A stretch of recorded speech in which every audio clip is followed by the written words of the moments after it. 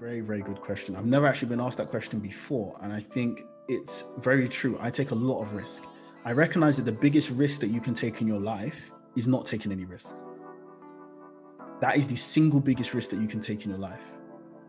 Because a risk, when you think about it, is just a made up concept. Nothing is actually more risky than anything else. It's just in our head, we think, oh, if I don't get a 9-to-5 job and I do something else, that's risky, because a 9-to-5 job is what everyone knows to do. It's just a common thing.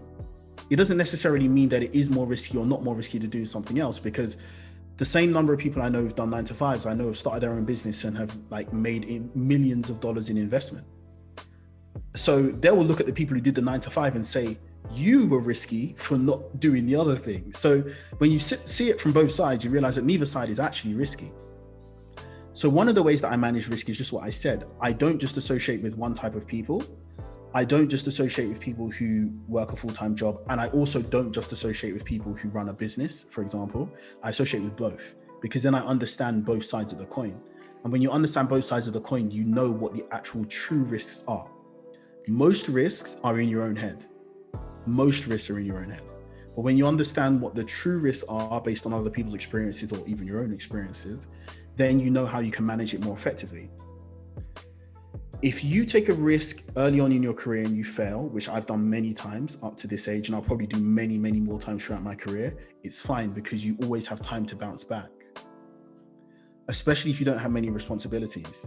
I don't personally have like any kids, or I'm not married or anything like that. So I have a lot of runway for risk. I can take on a lot of risk, because if I was to lose everything, like all my money, my home, my clothes, and I had nothing, I could start again and I could get back to where I am right now today in a couple of years' time.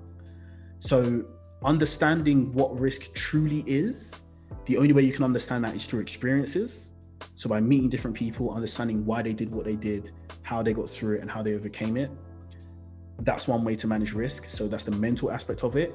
And then you've got the physical aspect, which is understanding your current circumstance. Can you afford to take risk? Do you have responsibilities? Do you have a baby you have to look after? If you do, maybe you can't take as much risk as the next person. But if you don't, then know that all the risks that you go through, you can bounce back from. So that's how I manage risk personally, is I try and see it for what it truly is, but not just what I've heard. And then from there, I say, can I manage this in my own situation? Yes or no? And I try and keep my situation easy so that I can take on more risk. And then once I don't want to take any more risk, then I'll settle down and like find a nice home to stay in and all that stuff. But yeah, that's how I deal with it personally.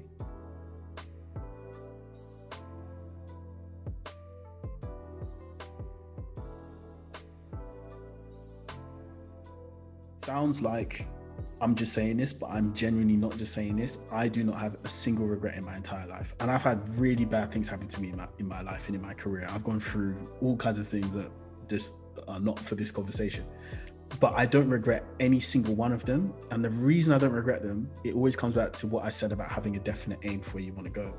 I always had an aim for where I wanted to go. And I knew that if I want to achieve this thing, I have to go through some bad things too. I just have to. So for that reason, when I look back, I may regret things at the time. I may be in the moment thinking, oh, I wish I wasn't here right now. But when I look back, I'm like, without me doing all those things, I could never have got to the definite aim that I had in mind. So for me, it's great that those things happened. So I can't say I regret anything, even the worst of worst days when I felt like just giving up. I can't say I regret those because they were all part of the journey I was going on. And that's why I think it's so important to have an aim for where you want to end up, because then you recognize it's a journey. It's like a story, as opposed to you just working each day and not knowing, where you're going.